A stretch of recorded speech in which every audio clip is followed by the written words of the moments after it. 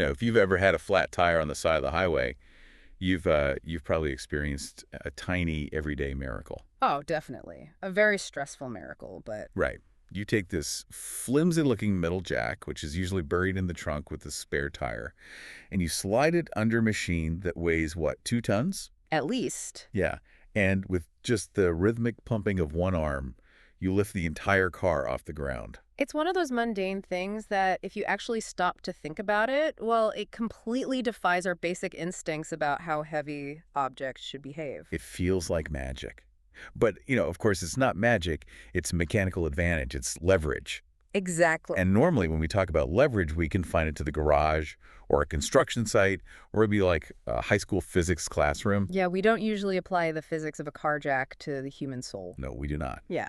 But today, we are taking a deep dive into an essay that does exactly that. We're looking at a text by an author named Xu Feng, translated by Qin, and it's titled Seeking the Best Fulcrum for Life. And we should probably note right up front, life in this text is consistently capitalized, L-I-F-E. Yes, all caps. Right, which is our first structural clue that we are moving way beyond just basic biological existence here. Definitely. Our mission today is to unpack this author's incredibly unique perspective for you. The source material starts with basic, literal physics. From there, it takes this sharp turn into business strategy and wealth creation, and ultimately lands in a deeply specific, almost mathematically engineered spiritual cosmology. It is a wild ride, and we should warn you, the author does not pull punches. They look at things like systemic wealth inequality and eternal salvation through a totally cold mathematical lens. Very cold. Yeah, so I just want to establish right away, we aren't here to say if this theology is right or wrong, or to take any sides on the controversial political topics it brings up. Our goal today is just to neutrally report on this text. We're going to map out exactly how this fascinating logical machinery works for you. Which is the perfect way to approach this text, acting as impartial guides to the architecture of the essay. Exactly. The author is constructing a worldview entirely built on mechanics, so we have to look at the blueprints without getting, emotionally tangled up in them. Okay, let's start at the absolute foundation, right at the page 1 of those blueprints. The text begins with what might be the most famous flex in the history of science. Oh, I know what you're talking A about. quote from the ancient Greek mathematician Archimedes. He said, "Give me a fulcrum, and I can lift the earth." It is the ultimate statement of mechanical potential. I mean, Archimedes wasn't saying he was physically strong enough to lift the planet. He was saying that with the right setup, personal strength is irrelevant. And the author takes this principle and breaks down the exact math for us. The premise is that when two weights are balanced, their distances from the fulcrum are inversely proportional to their weights. Right, standard physics. So if we put this in practical terms, imagine you have a 1 kilogram force. That's roughly the weight of your hand pushing down. With that, you can lift a 1,000 kilogram stone. Wow. The only catch, the mathematical requirement is that the distance from your hand to the fulcrum has to be 1,000 times longer than the distance from the stone to the fulcrum.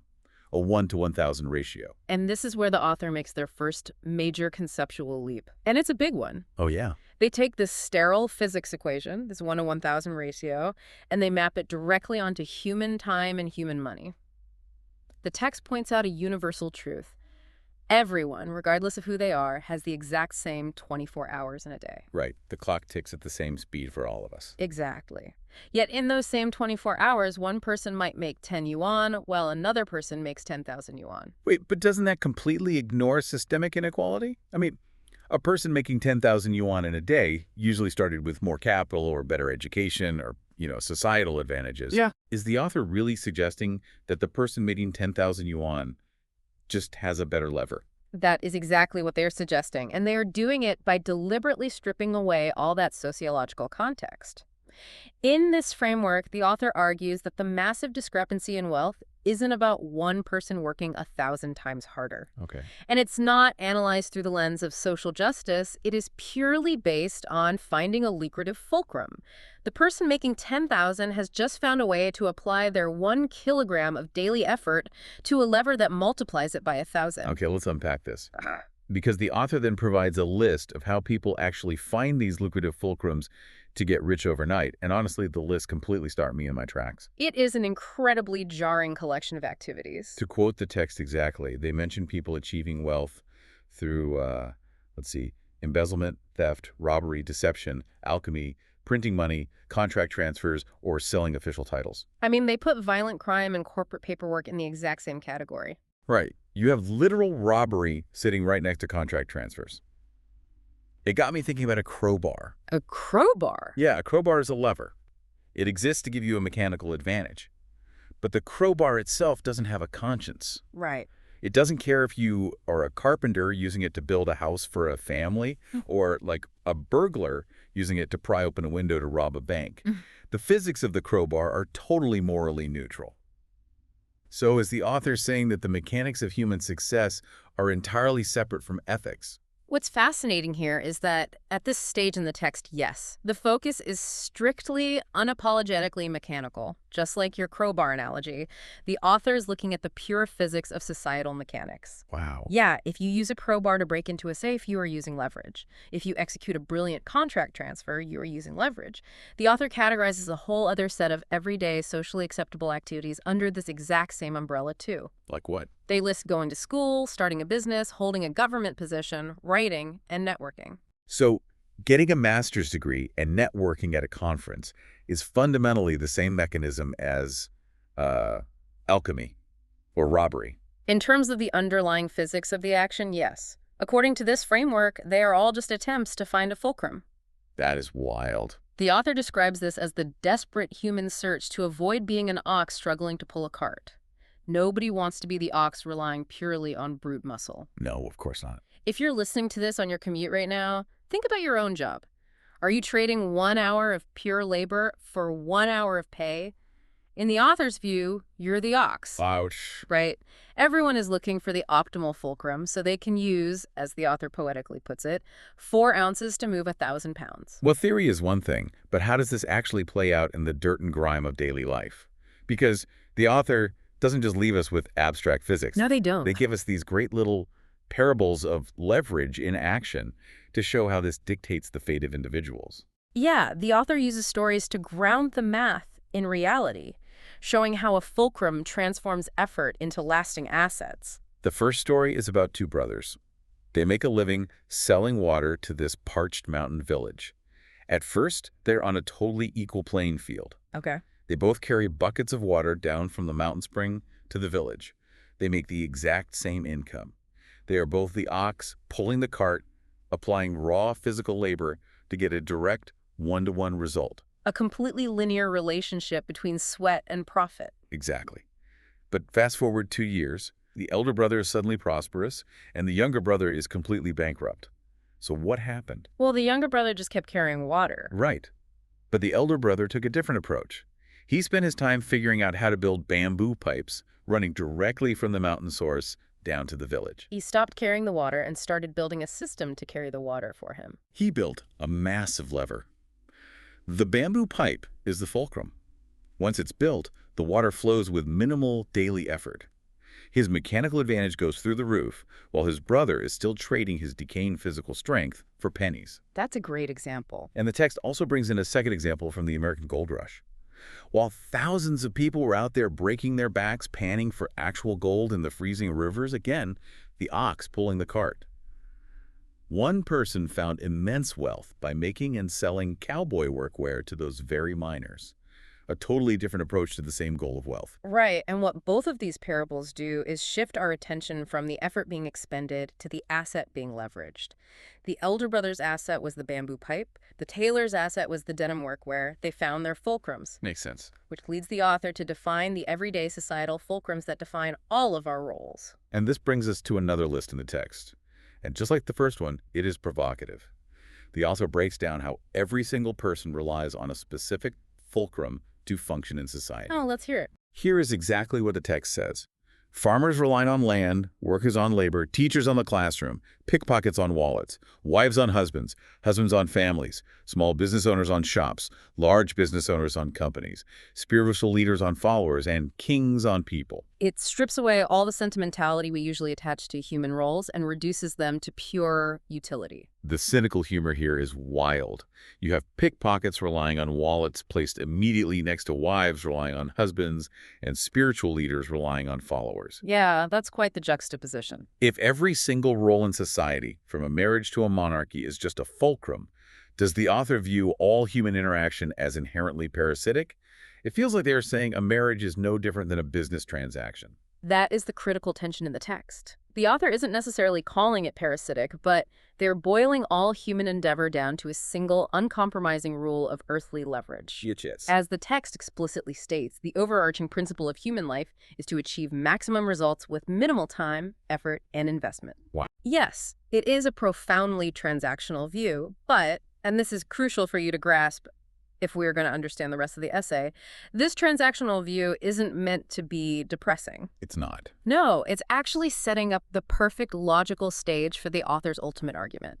Because if every aspect of your life, from your job to your family, is an investment of energy into a fulcrum, you need to be absolutely terrified of investing in the wrong asset. Ah, I see. If earthly wealth is just a game of finding the best lever, this entire mathematical philosophy falls apart, unless there is a lever that extends past the ultimate brick wall, which is mortality. Exactly. That is the ultimate diminishing return. You die, and you can't take your bamboo pipes or your cowboy workwear with you. Right. So the author quotes Jesus here saying, even if one gains the whole world but loses their life, what good is it? Remember, this is life with all capital letters. We are talking about the eternal essence, not just a heartbeat. This is where the physics and the business strategy cross over into cosmology. The author's logic is actually quite airtight based on the mechanical premises they've established. How so? Well, if you spend your limited 80-odd years on Earth rushing back and forth, exhausting yourself to accumulate material fulcrums like money, status, companies, only to inevitably die and lose all of it, you incur what the text calls an enormous loss. The math simply doesn't work out. It is an objectively bad investment. So if earthly wealth is a bad investment, what's a good one? The ultimate leverage, finding a fulcrum for life. The author argues that we must seek this spiritual fulcrum so that while everyone else is distracted, struggling down in the mud for mere survival like the younger brother carrying water, you are already, and the phrasing here is very specific, leisurely enjoying the joys of life in paradise. Here's where it gets really interesting, because the author uses a striking metaphor to describe this spiritual transaction. Oh, I love this part. They say that if you can invest a sesame seed and gain a large watermelon in return, it would be foolish not to seize that opportunity. A sesame seed for a watermelon. It's brilliant imagery. It is, but it feels so calculating. It framed salvation entirely as a stock market ROI, a return on investment. Doesn't this completely undercut the traditional religious themes that we usually hear about? Like what? Things like noble suffering, selfless sacrifice, altruism without expectation of reward. The author is basically saying, no, do the math, get the watermelon. This raises an important question, and it really gets to the core of the author's unique philosophy. Most traditional religions emphasize the journey, the suffering, the refining of the soul through hardship. But the author is explicitly framing spirituality as a marketplace of efficiency. A marketplace. Yeah. They acknowledge in the text that there are countless religious and spiritual groups out there in the world. And they argue that choosing one shouldn't be about blind faith or enduring unnecessary suffering. It should be a matter of calculation. You are literally shopping for the best soul lever. You apply the exact same principle of leverage that the elder brother used with the bamboo pipes, but you apply it to the spiritual marketplace. You are looking for the system that gives you the perfect eternal structure with the absolute least amount of earthly effort in the shortest possible time. Well, if we are meant to be shopping for the most efficient spiritual fulcrum, the essay doesn't just leave us guessing. It culminates by revealing the author's top 3 recommendations for the supreme spiritual fulcrums for life. And this is where the cosmology becomes highly specific. Moving from general theory into a distinct theological map, the author identifies 3 precise fulcrums: Buddha Shakyamuni, Christ Jesus, and Lifechanyuan. Let's pause there for a second. We've all heard of Buddha and Christ, but Lifechanyuan might be new to a lot of people. For context, Lifechanyuan is the specific spiritual community and philosophical framework founded by the author of this essay, Swething. Exactly. It's positioned within the text not just as a philosophy, but as a mechanical component of this grander spiritual engine. The author assigns a very specific operational function to each of these three figures within what they call the life cosmos. Let's break down how each of these actually functions as a lever, because it's fascinating how they strip away the mysticism and treat them like machine parts. It really is. First, Buddha. The text states that Buddha provides us with a vessel that sails directly to the other shore of life. So Buddhism provides the structural vehicle, the boat. If we think about Buddhist concepts of detachment and overcoming earthly desires, it acts as the hull of the ship, keeping the water of worldly suffering out. That's a great way to look at it. It is the framework, the structure, but a boat needs to move. Yeah. Second, the text says Christ offers us an unending stream of living water. The fuel for the boat. The concepts of grace, endless love, and forgiveness act as the propulsive energy. Precisely. It is the energy. So we have the structure from Buddha, the energy from Christ, and third, Lifechanyuan. This, the text explains, gives us the roadmap to heaven. It is also referred to as the way of life, or the way of the greatest creator. So if Buddha is the boat and Christ is the fuel, Lifechanyuan is the navigation system. It is the consciousness, structure, energy, and consciousness. And the ultimate destination of this three-part machine. The text gives it a very specific name. We aren't just going to a generic, cloudy heaven. We are using these fulcrums to journey from the human world to the celestial islands continent of the Elysium world. A highly detailed, tangible endpoint for the investment. And the author's urgency here is palpable. They warn us that life is short. The clock on those 24 hours a day is ticking down to zero. They write that we have little time to waste going from house to house, strolling through markets, or watching spectacles. Stop window shopping, stop getting distracted by the petty dramas of earthly life, and make the investment while you still have capital, meaning time, to spend. So what does this all mean? How do these three incredibly distinct, historically massive elements, Buddhism, Christianity, and Lifechanyuan, actually merge into a single cohesive cosmos in this text?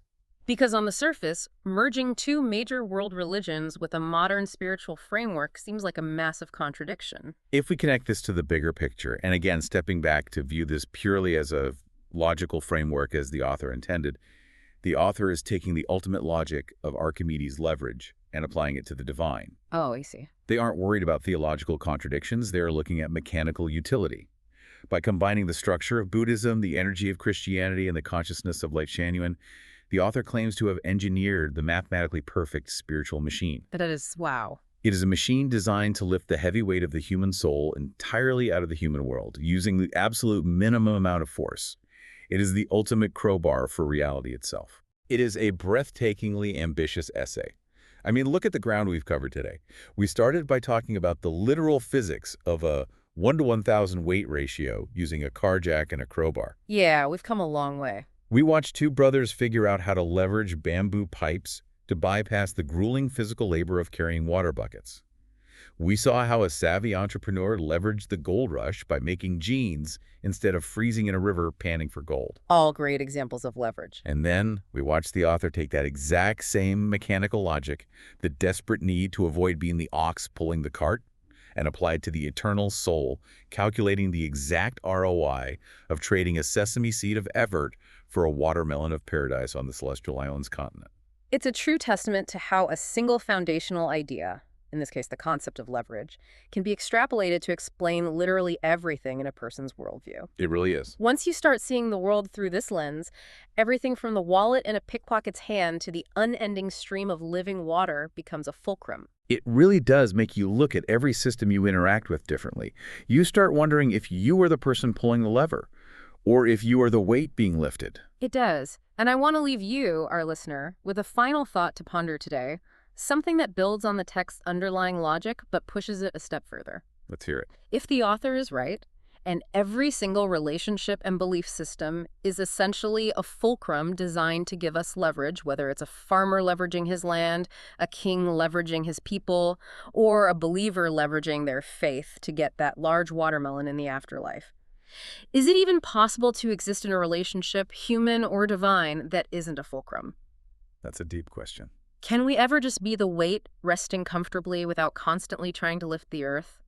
Or are we doomed to always be calculating our return on investment? Man, that is a heavy question to walk away with. Thank you so much for joining us on this deep dive. Whether you're literally lifting a car, trying to build your own bamboo pipe at work, or just trying to navigate your own daily fulcrums, we hope this gave you a completely new perspective on the hidden mechanics of your world. Keep questioning those levers in your life. We'll catch you on the next deep dive.